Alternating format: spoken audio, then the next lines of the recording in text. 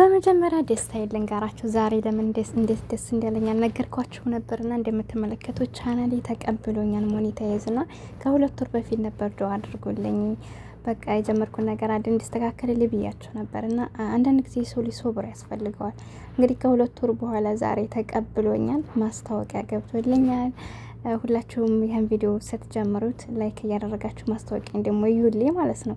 በእናንተ ላይ ነው እዚህ የደረስኩት። ካላህ በታይ እናንተ ባታዩልኝ፣ እናንተ ከጎኔ ባትሆኑ ተስፋ ቆርጬ ነበር። የምር ነው የምነግራችሁና በዚሁም አጋጣሚ ጥንካሬ እንዲሆናችሁ ነግራችኋለሁና እኔ ቢያንስ ከ6 ዓመት በፊት ጀምሬ ነው ከ7 ዓመት በፊት ዩቲዩብ የጀመርኩትና ግን በዛ ቅጽበት ውስጥ ወደ 4 ቻናል ተበላሽቶብኛል። ይሄ 4ኛዬ ነው ማለት ነው። ግን በሶስቱም ዋጋ ከፍዬበት ለፍቼበት 10 ምናምን ሺህ እየደረሰ ይዘጋብኛል ማለት ነውና ግን አንዳንድ ጊዜ በህይወታችን ከምንፈልገው ደረጃ ለመድረስ ዋጋ ያስከፍላል። ማንኛውም ነገር ዋጋ ያስከፍላል።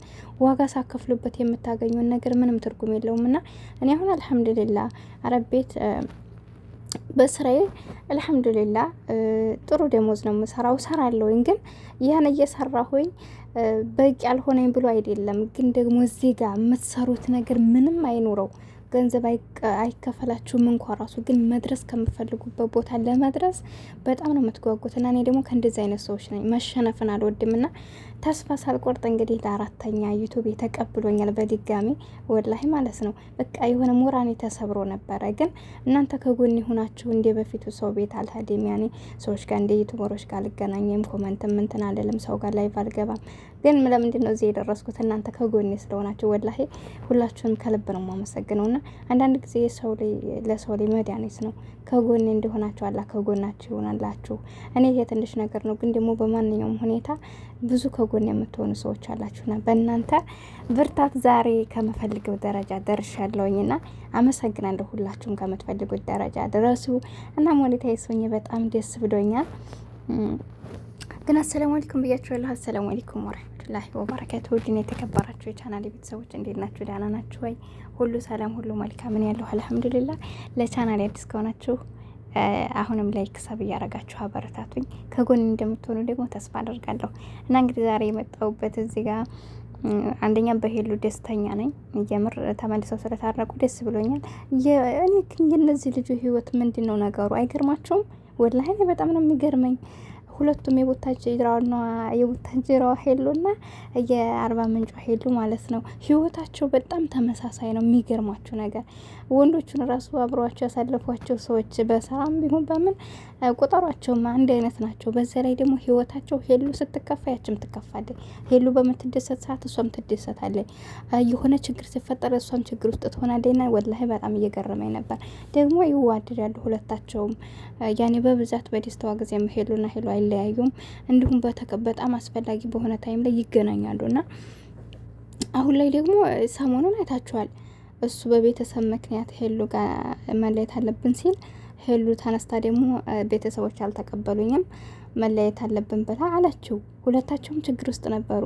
ዛሬ ደግሞ ቤተሰብ ተቀብሎኛል ስትል ሄሉ እዙም ደግሞ ቤተሰብ ጋር ተስማምተው በቃ አብሮ ሆኑ እና እኔ በጣም ግራ እየገባኝ ነው ወላሂ። ብዙ ጊዜ ምንድነው እነዚህ ልጆች ስማቸው ብቻ አይደለም እንደ አንድ አይነት ሁኔታቸው ሁሉ አንድ አይነት እየሄደ ነው እና ለማንኛውም በዙሪያ የሁላቸውም ተመልካቾች ስላላችሁ እኔ ጋር ልንገራችሁ ብዬ ነው።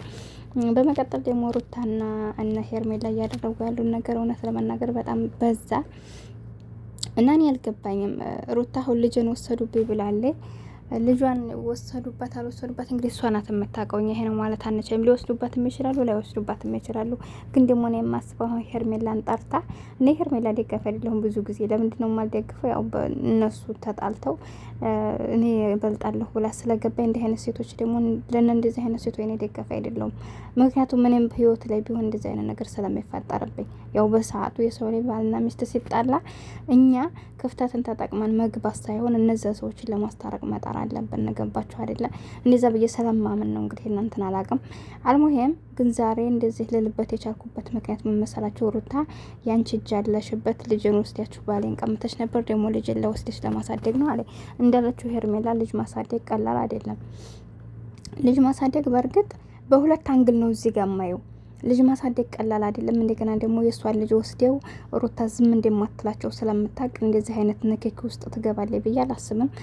ሄርሜላ አብርሽን ስትወደው ልጁን ትጣላለች ብዬ ባላስብም ግን ደግሞ ማንም ሰው ልጅ አሳድጋለሁ ብሎ የሚገባ ሰው አለ ብዬ አላስብም። ህጻን ላይ ገባቸው አይደለም። እንደውም የባል ልጅ ብዙ ጊዜዎቻችን አይመቸንም። ለምን የሆነ እናትያ ስትሆኑ ከባድ ነው። ጥሩም ብትሆኑ በመጥፎ ስለምንነሳ እንኳን እናቱ ማሳደግ እየቻለ ማለት ነው ግዴታ ቢጣልብን ራሱ እናትያ አላህ እንዳያደርግን የኛም ልጆች በእናትያ እንዳያደርጉብን ብዬ ነው ማምነው። እና ይሄን ይመስላል። ግን እኔ ሩታ እንግዲህ እንደገና ደግሞ በአንድ በኩል ደግሞ ምናልባትም አብርሽ ወስዳለሁ ብሎ ካላት የሄርሜላ እምቢ ማትልበትን በሁለተኛው አንግል ስነግራችሁ እምቢ አትልም። ለምንድን ነው? አብርሽን ተወደዋለች። ሁለተኛ ደረጃ ደግሞ አብርሽ እስከ ዛሬም ቢሆን ልጅ ነው ያለሁ እያለ ወደ ሩታ ስለሚሄድ ምናልባት ልጁ እኛ ጋር ከሆነ ወደ ሩታ ምን ሊያረግ ይሄዳል ብላ አስባም እሺ ብለው ተቀብለውም ሊሆን ይችላል። አላሁ አለም አላቅም። በሁለት አንግል ነው የማየው እዚህ ጋር ግን ደግሞ እንደነገርኳችሁ በይበልጥ ማምነው እኔ ሄርሜላ ልጅ አሳድጋለሁ ብላ ትገባለች ብዬ አላስብም። ግማሾች ኮመንቶች ሩታ አውቃ ነው ልጁን አልወሰዱባትም የምትሉም ሰዎች አላችሁ። እንግዲህ አለሁ አለም እንዴት እንደሆነ አልገባኝም።